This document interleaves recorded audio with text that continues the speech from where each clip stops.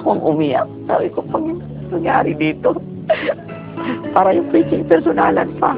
Yung preacher, pag nagsalita, parang ako pinatatamaan, parang alam na alam yung buhay ko. So, sa madaling sabi, no choice kundi sumuko sa Panginoon kasi at the same time, meron na talaga rin akong longing sa loob.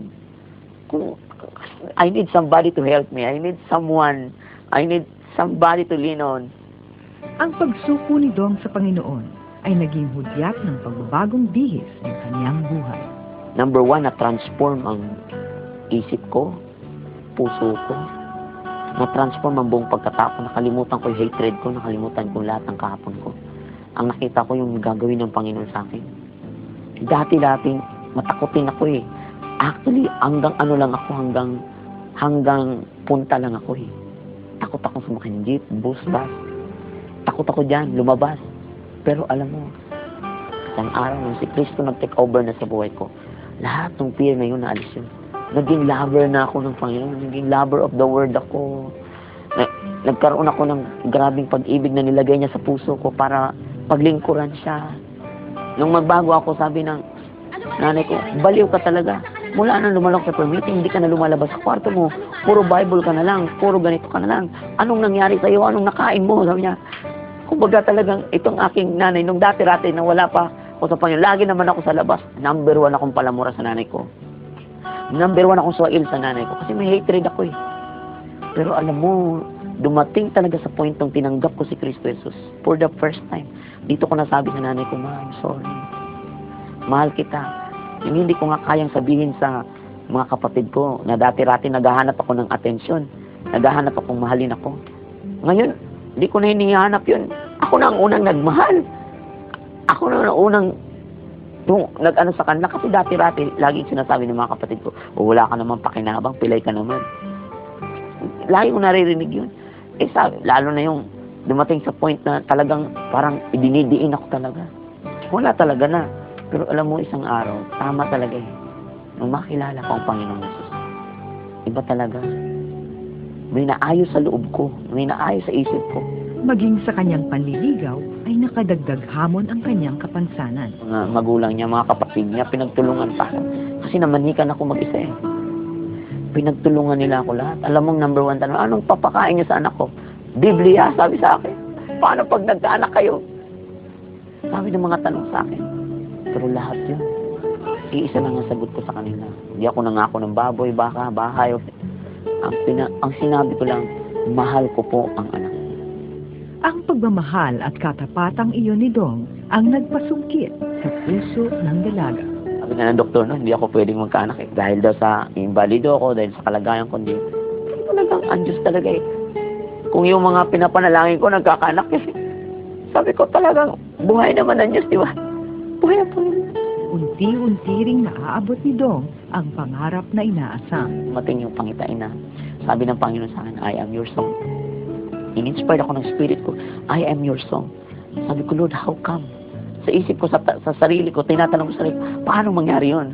Paano mangyari? Hindi naman ako marunong. Hindi na ako marunong umano ng awit. Basta kanta lang ako ng kanta. Pero isang araw, 1990 ko, natanggap ko yun. 1999, nakita ko na lang isang araw, naging first album ko yun. At ang first album na dumating sa akin ay Diyos, Ikaw ang Awit. At ang awit na yon ang naging instrumento ng isang hindi inaasahang pangyayari. Demo tapes pa lang siya na iplinay ko sa bahay. At one time naman ang tatay ko dumalaw sa bahay. Dumating sa bahay, narinig ang awit. For the first time of my life. Nung pag-uwi ng tatay ko, nung marinig ang awit, ako'y maraming presensya na dumalaw sa buhay ng tatay ko. Umakyat sa taas, nagsisi. Ano ko sisisi ko? Ang tatay ko'y nagbalik loob sa nanay ko. For 25 years, nagkahiwalay sila, nagkamulikan sila. Ginamit din si Dong ng Panginoon upang makapagpagaling ng mga may sakit. Ang tawag na nila sa akin sa lugar namin nung natanggap ko ang Panginoon sa abularyo eh. Kasi ang daming gumagaling. Ay minsan challenge pa nga sa akin. Lord, bakit ito? Pag pinatungan ng kamay gumagaling ako, hindi gumagaling. Anong hiwaga nito? Sa John 9, nasabi doon na, pinapaintulot ng Diyos yung may kapansanan, pinapaintulot ng Diyos dahil para mahayag ang kapangyarihan ng Diyos. Salamat sa Diyos, nabasa ko yun. So na-inspired na naman ako ulit. Kaya naman naging buhay na ni Dong ang maglingkod ng lubusan para sa Panginoon hanggang sa dumating ang isang pagkakataon. Dumating ang isang prophecy ng isang lingkod ng Panginoon sa akin. Sabi niya, nakita ka ta sa international airport. Many times, preaching and testifying that Jesus is alive. Nangyari lahat yun. Ang ginagawa ngayon ng Panginoong Hesus ay hindi biro-biro. Hindi biro-biro. Hindi siya tumitingin sa labas na anyo. Tumitingin siya sa puso. Although ito yung pinaka-greatest dreams ko ngayon not only to be used by God. Not only to be used by God. Ang pinaka-greatest dreams ko, maraming matransform through this kahinaan na to.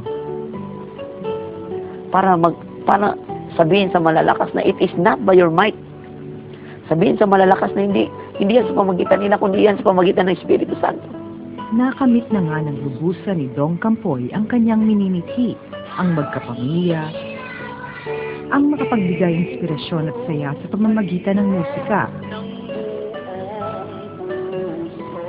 at ang marating ang ibayang dagat upang ibalik ang lahat ng pagpupuri sa natatanging lumikha na nagpabago sa kanyang buhay. I think the life of Brother Dong is very inspiring, and it is a blessing from heaven to have been exposed to his story. And I'm very proud, and I think it is also God's hand working that we will tell his story to the rest of the Philippines through Rated K. Maraming salamat, ipagdasal nyo kami, and we wish him more and bigger blessings. You know, I thank you, and I'm so blessed with the life of Brother Dong.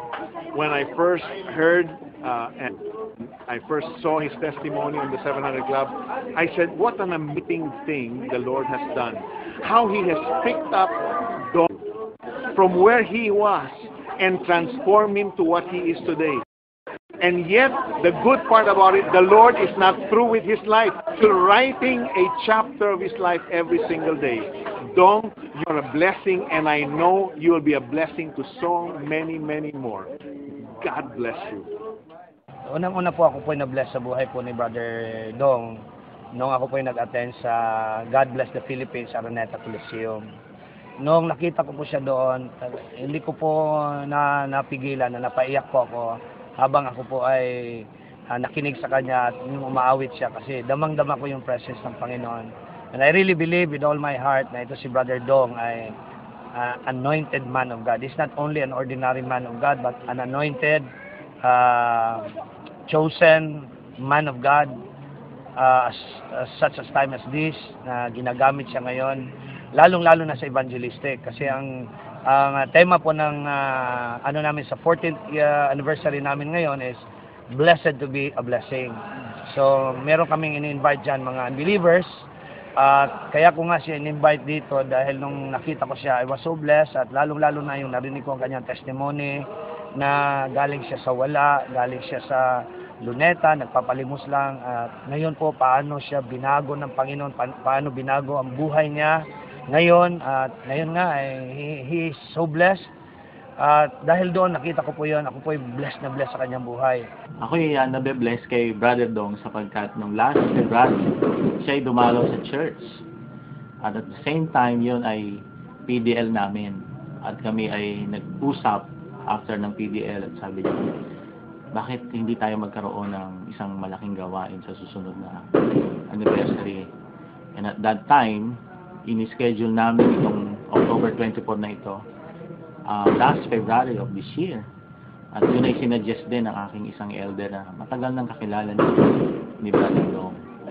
And I believe na maganda ang gagawin ng Panginoon sapagkat malaki ang ginawa ng Panginoon sa buhay ni Brother Dong sa personally sa buhay niya at sa kanya mga awitin na marami ng binago ang buhay at nakakilala sa Panginoon dahil salamat sa awitin ito.